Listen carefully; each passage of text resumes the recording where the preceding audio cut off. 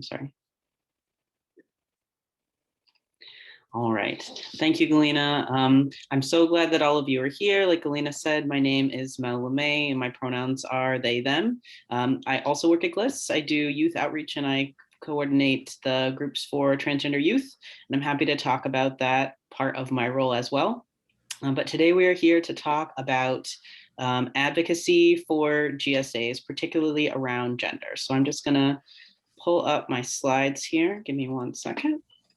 Hey, I must be in the wrong room. I'm supposed to be on a panel with parents. I was told to be in to go with workshop B link is what Sue Frawley's email said. Is that incorrect? I believe that was incorrect. I'm going to send you the correct link in the chat box now, okay? Okay, thank you. Yes. All right. Technology. So, like I said, we're here to talk about ways for GSAs to be advocates around gender particularly, and things that are beyond just the idea of bathrooms, right? Because that's the fundamental thing that we're all aware of in terms of issues for trans folks. But there's more to it than that. Right, so like I said, I'm Mel. My pronouns are they, them. I work for GLIS. As Galena already encouraged you to do, please share your name and pronouns, and if you feel comfortable, your school or organization that you're from in the chat. We're going to make sure that any questions that come through in the chat get included in this conversation.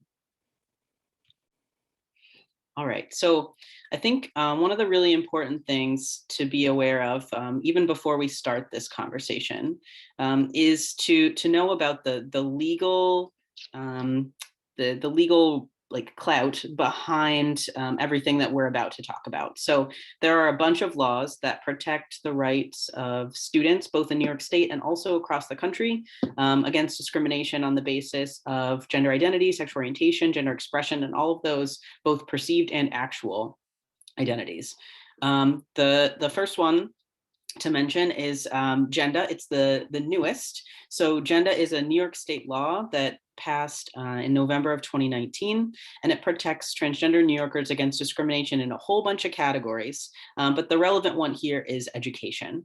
In all basically public settings in New York, it's illegal to discriminate against somebody based on their gender identity or expression under GENDA. It's one of the protected categories in New York State. Another law, SONDA, which you'll see in the title there, also protects against discrimination on the basis of sexual orientation in New York State. And it's an older law. It's been around for at least a decade, I think a couple. Another really important law, the one that we're mostly going to be talking about today, is DASA. You're probably all familiar with it if you are in any kind of school setting in New York State, because we talk about it a lot. The Dignity for All Students Act, or DASA, was passed in 2010, and it protects students on the basis of discrimination in a bunch of protected categories. And 3 of those protected categories are actual or perceived sexual orientation, gender identity, and gender expression. And that actual or perceived part is important, and we're going to talk about that a little bit more in a bit. Oops. Hold on, sorry. But so here's some actual language from DASA. It says, no student shall be subjected to harassment or bullying by employees or students on school property or at a school function. And this also includes cyberbullying. It's not in this original language, but that would include anything that affects academic performance. Nor shall any student be subjected to discrimination based on their actual or perceived race, color, weight, national origin, ethnic group, religion, religious practice, disability, sexual orientation, gender, including gender identity expression, or sex, by school employees or students on school property, at a school function, or again, online, that impacts somebody's academic performance. This is at public schools across New York State. That's an important distinction. Private schools don't have the same protection, unfortunately, and they also aren't technically protected by GENDA or SONDA either, because they're not New York State like government organizations. So that's a little bit of a bummer. If you do go to a private school and are looking for more information on how to advocate for yourself in that kind of setting, we can definitely talk about that. Put any questions that you have in the chat. But New York State public schools, K through 12, all have a DASA coordinator. So that's somebody at your school who is designated as the person who is supposed to be reporting about any violations of this law. And anyone at the school who witnesses or knows about a violation, so teachers, other staff members are supposed to report it within like a pretty short period of time, like within 24 hours is when it's supposed to be reported. And then that DASA coordinator is supposed to relay that on to the state government.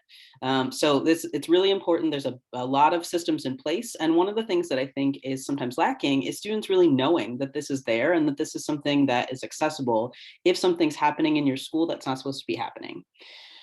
If you don't know who your school's DASA coordinator is, a good thing to do is to ask a school counselor or your school social worker. At most schools, one of those people is the DASA coordinator, although it is sometimes like a assistant principal or a principal. But regardless, school counselor and school social workers will definitely know who the person is. And also you can talk to them and they can talk to the DASA coordinator on your behalf too, if you don't feel comfortable talking to whoever that person is. An important thing about DASA is that there was guidance that was released by the New York State Department of Education in 2015 on how to do DASA for trans and gender nonconforming students. And we're going to talk about language in a second, but it's really specific. And most of what we're talking about today is language that's like literally pulled from this guidance that the New York State Department of Education put out. And it's really important for students to know this and for all school staff to know it as well. One of the things that I want to ask you is if you don't trust the school's DASA coordinator, if you're not sure who's a good person that you trust to talk to, what can you do to help file a complaint or if something's happened in terms of discrimination? So if you can put that in the chat, just something to think about. What can you do if you don't trust the person or don't know who the person is that's supposed to be that DASA coordinator, if you don't have a relationship with them?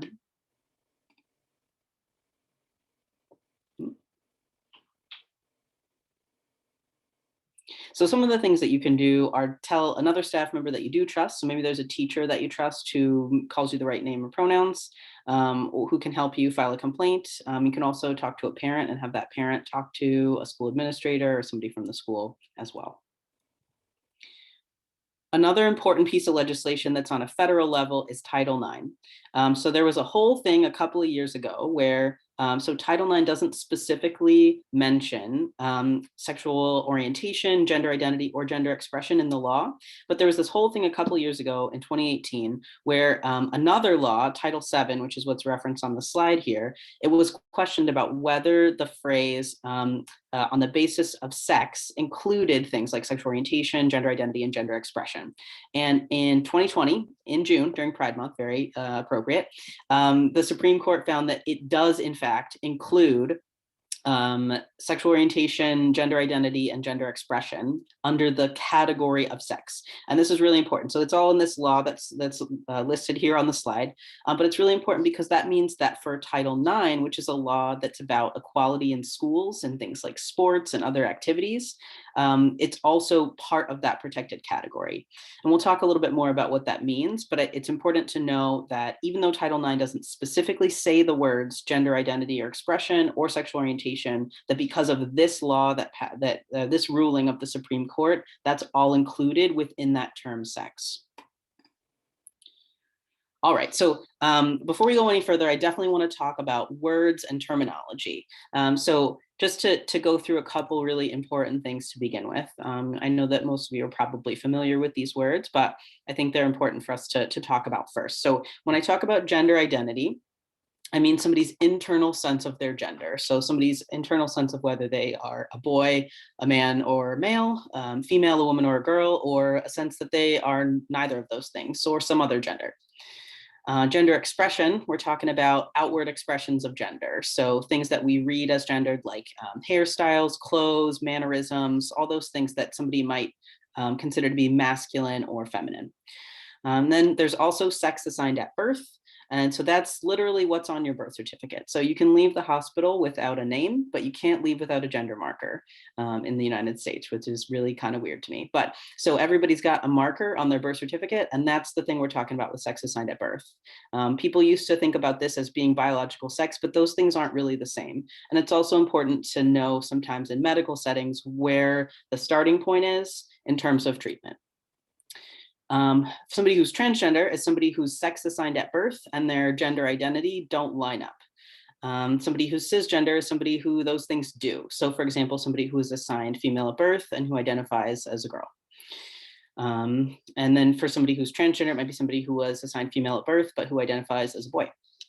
Non-binary is an umbrella term for people whose sense of their gender doesn't really fit neatly into those two categories that we tend to think about in terms of gender. There are lots of non-binary identities and they're all super valid, but that's a good umbrella term and it's something that's listed in some of these laws. And the last term I want to talk about is the term gender nonconforming or gender expansive, and the acronym TGNC, which is used a lot in the DASA document. So gender nonconforming just means somebody whose expression, their gender expression, doesn't necessarily align with their gender, which can mean sex assigned at birth, but it can also mean gender identity. So it's a little bit confusing. But I like the term gender expansive because I like the idea of somebody thinking about how like a boy who wears a skirt isn't not conforming to his gender. It's expanding the idea of what a boy can be and do, right? A boy can absolutely wear a skirt and that's completely cool. And it's an expansion of what that means. But you'll see me use TGNC a bunch, which stands for trans or gender nonconforming, because it's the term, the acronym that's listed a lot in all of these laws, and because it's really short to write on a screen. Okay, and then here's a kind of like a map of all the terms that we were just talking about. So transgender is a big umbrella that encompasses a lot of things, including trans women, trans men, trans boys, trans girls, which are more of like a binary gender. And then the non-binary umbrella is a smaller umbrella underneath that includes a bunch of genders that are super valid, like I said before, like gender queer, gender fluid, bigender, or agender. And there are also a lot more that can't fit on this slide, but that are just as valid. And then cisgender is a different umbrella over here that includes people, again, who are assigned a sex at birth that generally aligns with the identity that they have now. It's a smaller umbrella on this slide, but it is more of the population. Okay, I would not be able to do this presentation without talking about the gender unicorn a little bit. I really like it. It's a graphic from Trans Student Educational Resources, and it talks about all of the terms that I just said in a little bit more detail. Plus it talks about attraction. So attraction to people of various genders, both physical and emotional. I really like this because I think it encompasses all of the different possibilities, like a 0 to infinite sense of being female, a woman, or a girl, male, a man, or a boy, a 0 to infinite expression of femininity, masculinity, something else. And also it breaks things out into categories and shows you how they really integrate into one person, or in this case, one fabulous unicorn. A little bit about pronouns. I know we've already been talking about pronouns a bunch, but I think that it's hard to not talk about it. And I think this is a really important thing, particularly in schools. So terminology about how someone identifies may not come up quite as often when you're talking in a school setting. So like maybe like talking about how things will work logistically, but pronouns are going to come up a lot.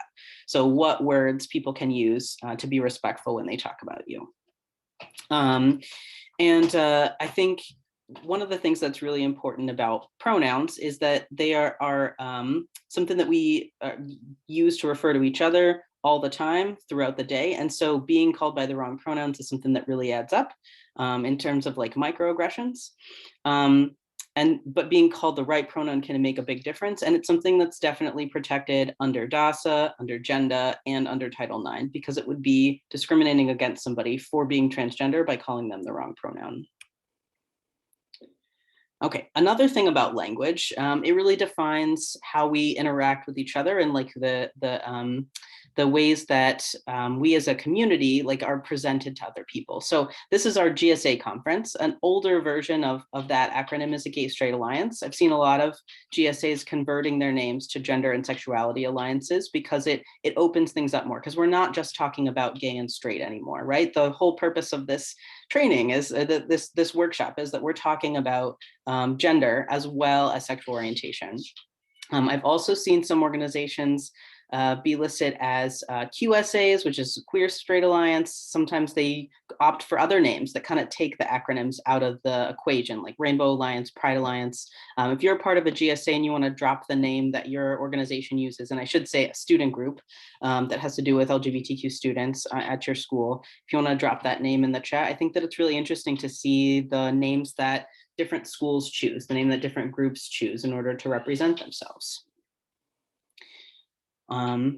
Like I said before, names and pronouns in school, trans and gender nonconforming students have the right under DASA to be referred to by their chosen name and pronouns in school. And one of the things that sometimes gets confusing, both for schools and for students, is which things have to say what. So an important thing to know is that some school records, legal records, have to display a student's legal name by law. And most of the time that's going to be somebody's, the name that they were given at birth. And those things are student transcripts and medical records. Most other documents that schools have are not legal records. Transcripts are because they're a document that proves that somebody went to that school, got a certain number of credits, and then would be able to do something with those credits later. I'm really sorry if you can hear my cat in the background. So I apologize. Schools must keep these documents confidential for a couple reasons. One, because they're legal documents and they contain your personal and private data, which is protected by other laws that schools have to follow. But also, it's a really nice thing because that means that all of these documents that say someone's legal name have to be kept confidential, like in a locked filing cabinet, in a locked file on a computer that's password protected. There's supposed to be layers of protection because this is really sensitive data. Lots of other documents that schools use are not legal documents and therefore do not have to say someone's legal name on them. They can say somebody's affirmed name. These things include class rosters, diplomas, individual education plans, and report cards that can all say someone's affirmed name. And this also includes, I haven't updated this slide, but this also includes things like Google Classroom accounts. They are not legal. That's not legal information. And so somebody's email address and display name doesn't legally have to be their legal name. Schools do have the ability to change those things. And some of the districts in our area have been figuring out ways to do that, procedures to make those changes, to make sure that even when we're doing school virtually, that students are being affirmed.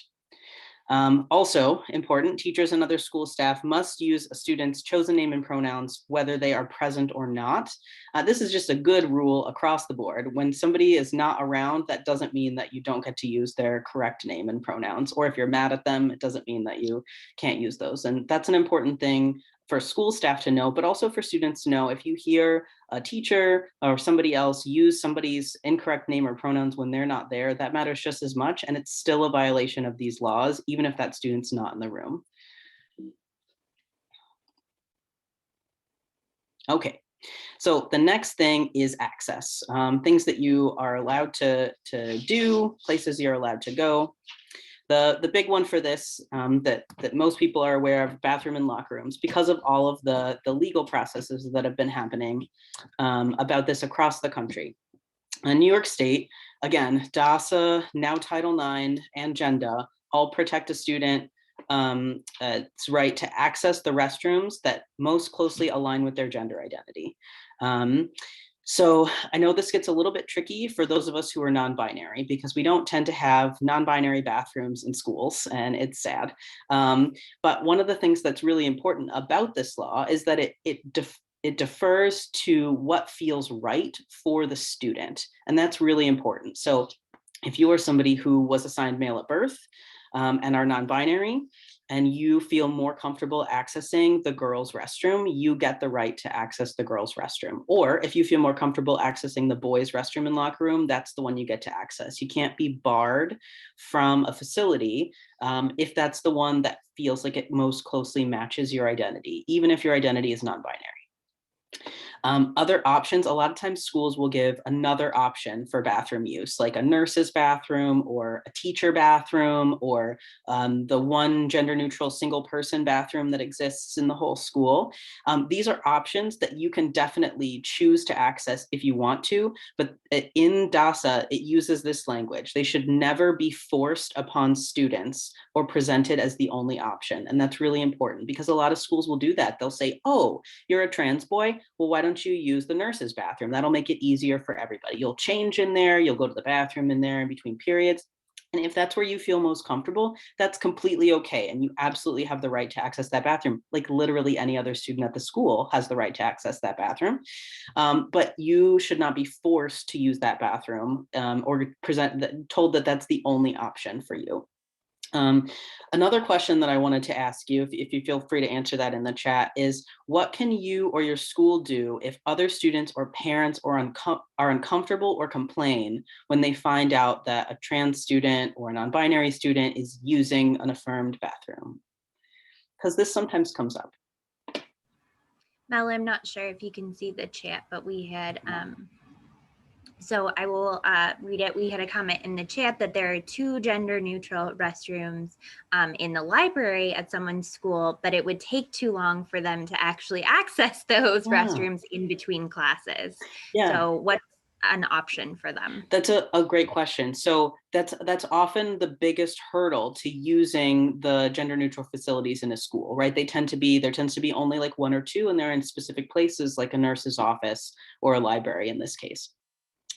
So I would say that if that's the option that feels most comfortable to you, then that's completely okay. And I would say that you should try to advocate with your school, with a parent or guardian if they're on your side, but advocating with your school to have extra time to be able to access that bathroom, that you won't be penalized if you either leave class a couple minutes early or come to class a couple minutes late so that you have enough time to get to that bathroom. So that can be a workaround if that's the facility that you want to use.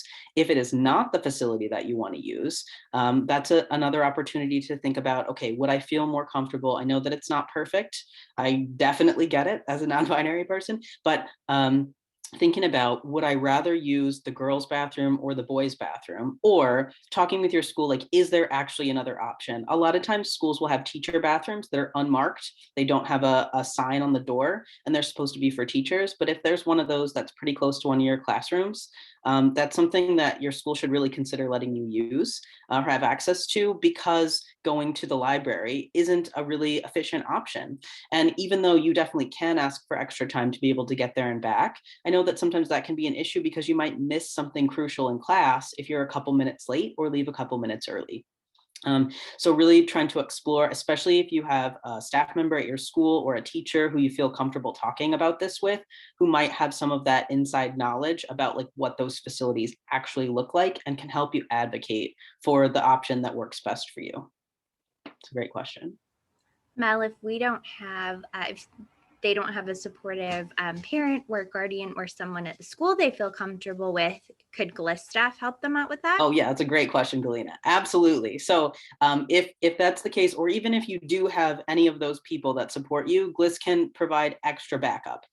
This is something that we do a lot for students, advocating with schools to make sure that they know, because sometimes schools don't either maybe accidentally, or maybe they just haven't looked into things as much as they could have, know about this guidance or what they're really supposed to do about DASA. Sometimes they, have a little bit of willful ignorance, if that makes sense. And GLIS, one of the things that we can do is help lift the earmuffs off and remind them that this is their legal obligation, right? This is, if they don't do this, they are discriminating against students, which is in violation of a whole bunch of laws. So we can absolutely provide that extra support with a school district and advocacy in figuring that out. Even if you already have parents and guardians who are helping, even if you already have a school staff person, but especially if there's nobody else that you feel like you can go to with this, we will absolutely be there for you. Great question. Any other questions from the chat, Galina, or answers? Not at this time, but I'll keep you posted. Cool, thank you. So I want to come back to the bathrooms and locker room question that I had here. What can you do if your school what can you or your school do if other students or parents are uncomfortable or complain about who's being able to access bathrooms? And I think especially locker rooms is something that tends to kind of push people's buttons a little bit. So one of the things that you can do, and that GLIS can help you advocate for, or other people in your life can help you advocate for, is to remind your school district that if a student or a parent are particularly uncomfortable, then that student or that parent's children have the right to use bathroom facilities like the nurse's bathroom, have the right to access single person bathrooms on campus as well. All students, the part of the important thing about this law is that all students have the right to access those bathrooms. And if that student is uncomfortable, they're the one who gets to be able to access that bathroom where nobody else can be in there with them, rather than making the trans, non-binary, gender fluid student have to do something that their peers don't have to do, right? That's the school being responsive to somebody who's uncomfortable by saying, oh, okay, if you're uncomfortable with this, this is a facility that you can use, right? It's not about saying, oh, you're trans, you don't get to use the same bathroom as the other boys. Okay, another hot topic in this is sports and extracurriculars. So DASA, Title IX, and other laws, the other laws we talked about, again, prohibit discrimination on the basis of sexual orientation, gender, gender identity, gender expression, and sex assigned at birth, all protected, which means that all students, especially under Title IX, have equal access to sports and extracurriculars. That is literally what the law is about. That means that you have the ability to join an existing team or group, or to form a new team or group. So what I mean by existing team or group is that, so for example, if you are a student, if you're a female student, you get to join the football team, even if there's only one football team and everybody else on the team is a boy. Right, so you have that right because there's no girls football team and you're a girl, you get to join the football team if you want to play football, even if that's considered a boys team. So that means that's if no gender consistent team is available, which is like a weird term, but that just means like because there's no girls football team or no boys volleyball team, that if there's just one team, then any gender can be on that team. A new team, or you can also form a new team or group, which would include an LGBTQ student club or organization, but would also include like forming a boys volleyball team if you get enough boys who are like, yeah, I want to play volleyball, it's not just for girls, right? Or forming a team that is open to people of all genders, like explicitly. So if you wanted to form like I don't know, like a badminton team, I'm trying to think of a sport that schools probably don't have, and you have enough students who are interested, and that's a people across gender, you have the right to start a new group as well. The only requirement for that is usually that you have a certain number of students who are already interested. Okay. So then I think another piece of this too is really breaking out of some existing binary rules and norms, right? So we talked about things that are important for both binary and non-binary trans folks. And this is as well, even though the idea is breaking out of the binary. And what I mean by that are things like school dress codes. So a lot of times school dress codes have not been updated since like 1970, but certainly not updated since DASA passed in 2010 or since the guidance on DASA was issued in 2015. But what it says is that if your school's dress code includes any kind of gendered rules, it's in violation of this law. So for example,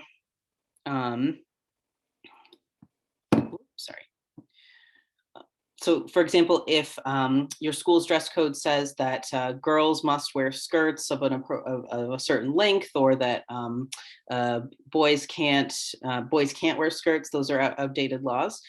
But schools can enforce dress code rules as long as they're consistent for all students. So for example, they can have a minimum skirt length that doesn't say anything about gender, or they can say no hats are allowed in school. But any dress code rule that is gendered in any way, like I know some school districts had rules that girls couldn't wear ties, for example, which is a little bit silly. They can have a law that says no one can wear a tie, but they can't do any sort of dress code limitations based on somebody's gender identity, gender expression, sex assigned at birth, sexual orientation, any of that. So this one really protects the gender expression part of this as well. And again, this is an important thing for all students, including cisgender students, as well as trans and gender nonconforming students. It protects everyone's right to express themselves however they want to, like, you know, wearing makeup and having nail polish and wearing skirts, or like rocking a tie and like dress pants, even though perhaps in the olden days, their school code only allowed skirts for people of a certain gender. And this really speaks to the part of gender and Title IX that talks about gender stereotypes. So under Title IX, discrimination based on a person's gender identity, their transgender status, so being trans rather than being cis, a person's non-conformity to sex stereotypes is discrimination based on sex. So this would include things like what activities boys and girls or people of any gender are allowed to do, or even just stereotypes about like what anything related to school that is related to gender, based on the along the lines of stereotypes, is considered discrimination under both DASA and Title IX. So telling students what they can and can't do based on their legal gender or transgender status is in violation of both DASA and Title IX.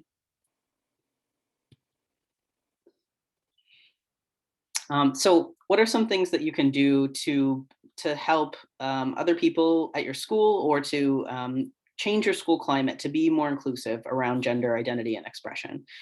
So one of the things that you can definitely do is educate yourself and others about terms and concepts, the things that we talked about, school policies, like things like dress codes if they are out of date. Or updated school policies if they have them. Like, for example, Buffalo Public Schools has an entire policy that is about the inclusion of LGBTQ students. They made an entire policy, and a lot of people don't know about it, but it exists, and it has really good guidance that is based on this, on DASA and other legislation. Educating yourself and others on state and national laws, the ones that we covered: Title IX, DASA, SONDA, and GENDA. Respecting names and pronouns always, even if you're mad at somebody, even if they're not in the room. Never outing someone without their permission, that's an important part of this. So you might have a classmate who you know is transgender, and you want to be an advocate for them in school, but a good thing that you can do is ask that person, like, who is it okay for me to call you these pronouns around? Who is it okay for me to correct? Who knows, and who do you want to know? And what is it okay for me to do? How can I be supportive to you? And also, if you are that trans student, trying to help other people be aware of those boundaries too, right? Saying like, okay, I'm telling you that I'm non-binary, but I'm not ready for any of our teachers to know, for example. And so like having that be a boundary that you kind of set up.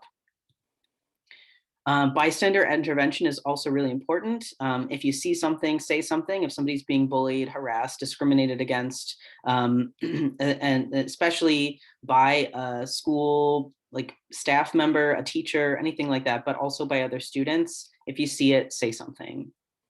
And really challenging those stereotypes around gender, challenging the fact that, you know, there aren't certain careers that are more suited for girls or more suited for boys. Really challenging how people can act, express themselves, what kind of activities people can be interested in, what kind of classes people can excel in, all of that.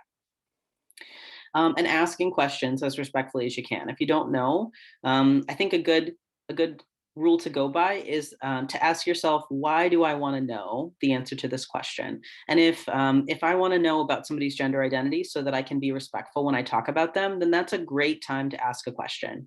If I'm curious about something that I just want to know so I know, like perhaps what's inside somebody's pants, maybe that's not the question that I want to ask right now. So thinking about like, why do I want to know? Do I want to know just so I know, or do I want to know so that I can help, be an ally, be supportive, use the right language, be respectful? What's that motivator there?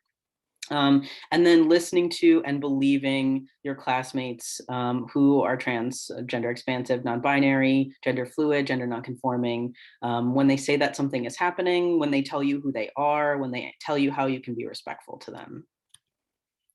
When they tell you about their experiences, when they tell you what they need or what they want. So some next steps for advocacy: finding out who your school's DASA coordinator is if you go to a public school in New York. Familiarizing yourself with DASA, which is pretty dense, but the 2015 guidance document is a lot easier to read. And it can be really helpful in figuring out what to do. They're also really good tools for advocating with your school because your school has to follow DASA by law.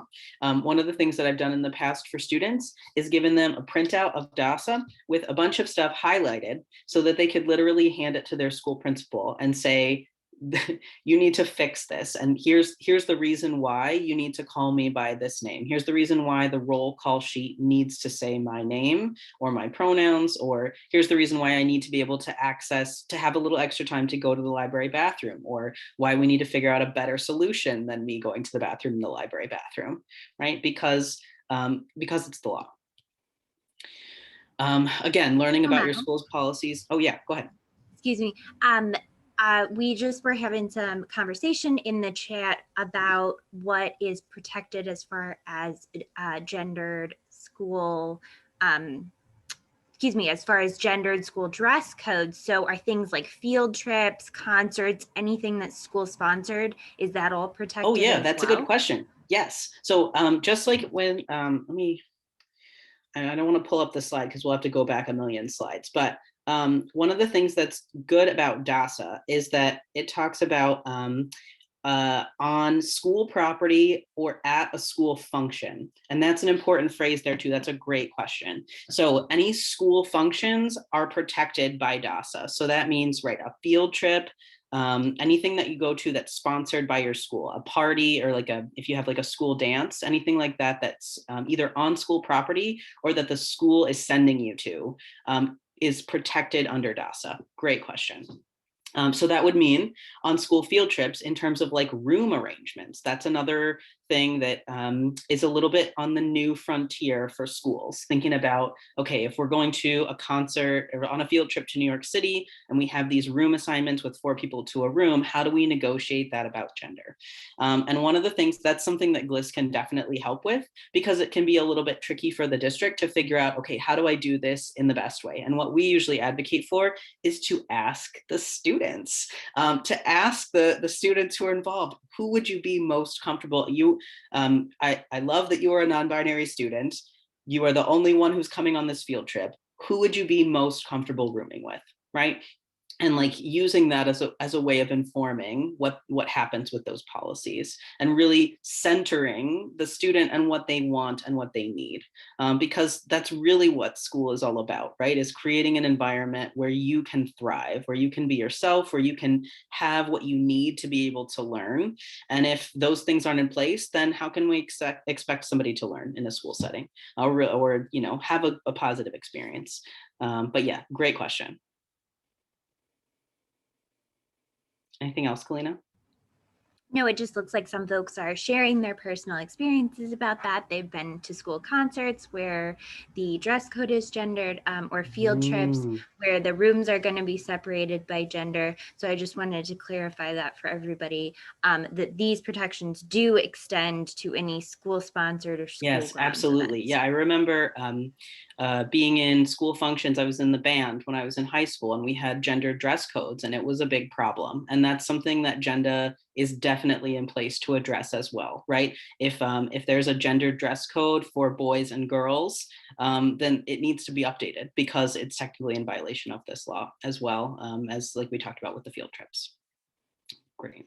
When I finish the presentation, I'm going to pull up the chat so I can see some of these stories that people are sharing, because I really appreciate that. And I think that's really powerful to speak from your own experiences and just share some of the things that you've struggled with and how it relates to this. Okay. So another thing that we can do in terms of advocacy is learn about your school's policies and practices for supporting trans and gender non-conforming students. A lot of school districts in the Buffalo area, at least, but some across Western New York, have plans in place. Like we talked about how Buffalo Public Schools has a whole policy. There are other districts, let's see, West Seneca East, I think, and Kenton, I know for sure, have very specific plans.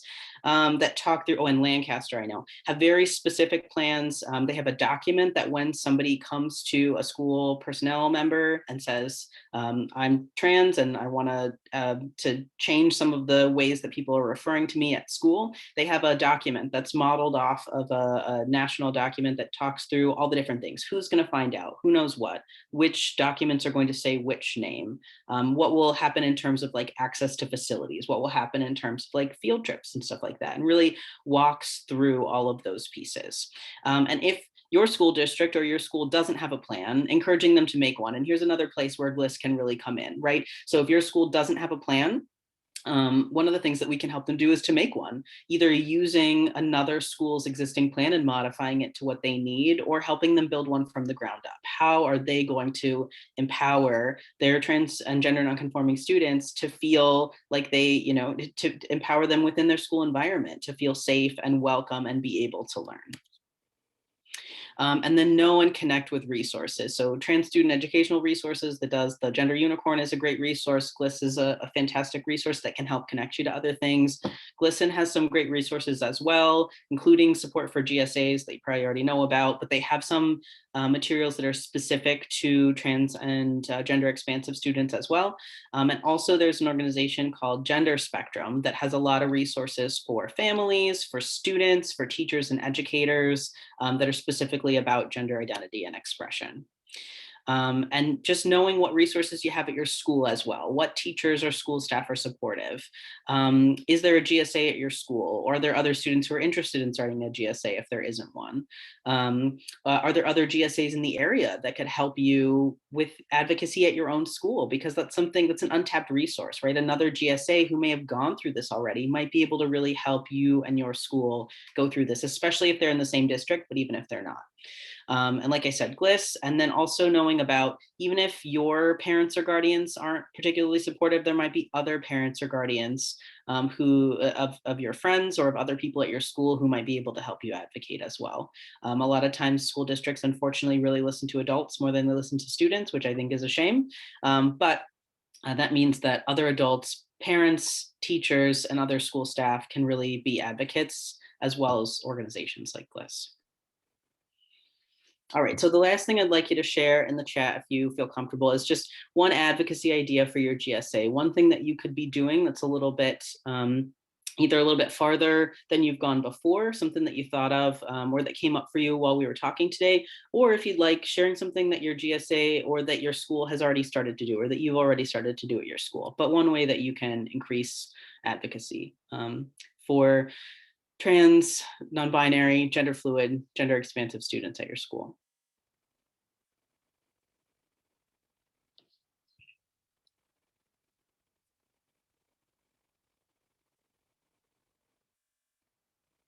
And then I know it takes a minute to type things in, but also let me know any questions or any feedback you have. You can contact me at any time. There's my email address up on the screen. I really appreciate having the opportunity to speak with you all today and to do this presentation. So thank you.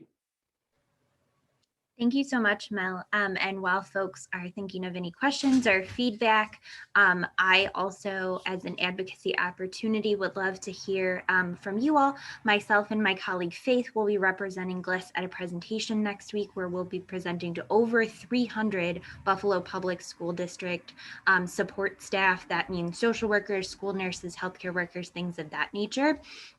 And we'll be talking about how to better support and include TGNC youth. So we would love to hear from you. Of course, any feedback or stories that you want to share will be kept completely anonymous. But it would be really helpful for me to go and talk with them and have some examples from you all. So please feel free to send that to my email, which I've just put in the chat box. And that's another way that you can advocate at this point and have and give us that material to help you make sure that what we're doing for you as adults and as an organization is directly reflective of what's actually going on with y'all and what y'all actually need to happen. Yeah, and thank you again for sharing your stories and experiences in the chat. I think it's really powerful, again, to hear what sorts of things that you're dealing with at your school, what's gone well and what hasn't gone as well, and what are areas, what are some areas that still need some improvement that we can potentially help with across the Western New York region. Also, that's super exciting, Kieran, that your school approved gender neutral bathrooms and they're putting them throughout the school. And it's actually, again, following a law. So there was also a law in New York State that says that all single user bathrooms, I didn't put this in the presentation, so I'm sorry, but all single person bathrooms in public buildings in New York State, which includes public schools, have to be labeled as gender neutral or have any gendered signage removed. I think it's by the end of next year. I can't remember exactly, but it's a new thing. It passed the New York State legislature and was signed into law by Governor Cuomo, that this is something that I think it follows based on gender, but that is a change that's supposed to happen. It started in New York City, but now it's New York statewide. So that would include if there are single person bathrooms at your school that say men or women or boys or girls, they're technically all supposed to be converted into gender neutral bathrooms under that law too. So I really appreciate you bringing that up, Karen, because it helped me remember to say that. And I'm glad that your school is doing it. And it sounds like you did some advocacy to really help make that happen. I'm sorry, Axel. Yeah, that's something that, again, sometimes school districts have a little bit of the mufflers on about what things that they need to be doing. And so they might get a little bit behind the curve, but that's something that if you feel comfortable, if your student group feels comfortable advocating for, it's a law.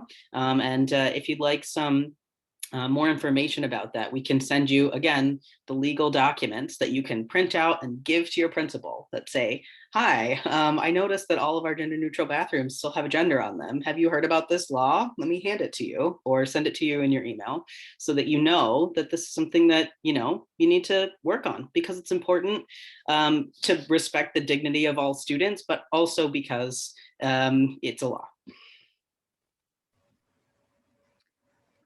I know that for myself personally, when I first started learning to do advocacy work, even as an adult, not as a youth, it was super scary to have to confront people. I'm not a super confrontational person. And I was like, oh my goodness, is there going to be a lot of homophobia and transphobia and a lot of comments coming back at me? Am I going to be able to continue to be professional in that capacity?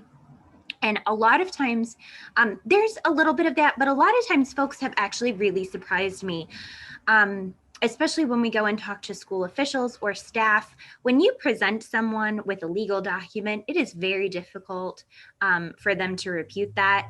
It's an excellent way for you to do something where you're not necessarily saying anything personally about yourself as well, if you don't want to share about your own life and experiences, and you're just like, or how you identify if you're not out to your school, and you're just like, hey, in respect for everyone, this is a law that we need to follow.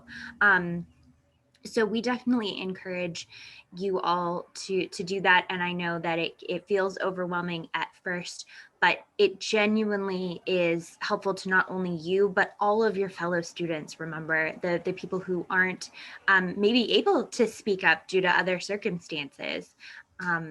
So yeah, I just wanted to share that with you all as well. Absolutely. And all the students that come after you too, because any of those changes that you fight for, like what Kieran was saying about really fighting for that at their school, sorry, I think that has that ripple effect, right? Because it doesn't just affect the students that are there now, even though it absolutely does, it also will affect everyone else who comes through that school later, because that policy is changed for everybody. And it can affect an entire district if one school makes a change as well.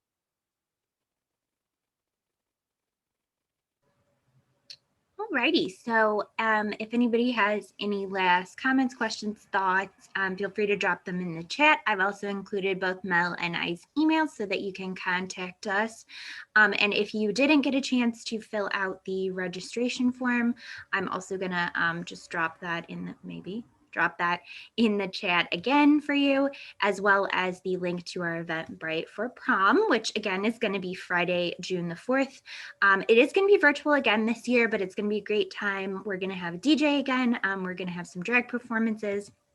So it's going to be great. And then I wanted to also remind everybody that tomorrow is our closing ceremony, which I believe is going to start at 4:30. Is that right, Mel? Yes. Okay, it's going to start at 4:30, which we're going to have some fantastic members from the Imperial Court coming over and doing an awesome drag performance. We want to hear from y'all about how you liked these workshops, what your favorite one was, anything we could do better. Hopefully next year we'll be having our GSA conference in person again. So we really want y'all's feedback on that. And we'll also be announcing after that the winners of our gift card raffle. So if you filled out those registration forms, which I'm dropping that in the chat right now, you were entered each time you filled one of those out. You got one raffle ticket entry, and we'll be announcing the winners of those gift cards. Awesome. And also, I was wrong, Galina. It starts at 4. It's from 4 to 5:30 tomorrow. Thank you so much. Yeah, I wasn't sure. So yes, 4 to 5:30 tomorrow, which it's on the all the information for that, as well as the link, the Zoom link is on the same page on our website that you found the Zoom link to the workshops. And yeah, absolutely. If you would like to send your contact information to other youth, that's totally fine.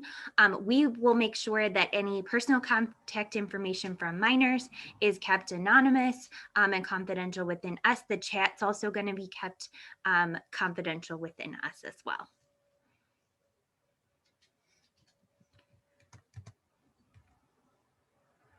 So I'm just dropping that in the chat box again. And of course, Zoom is not letting me do Came the through. entire thing.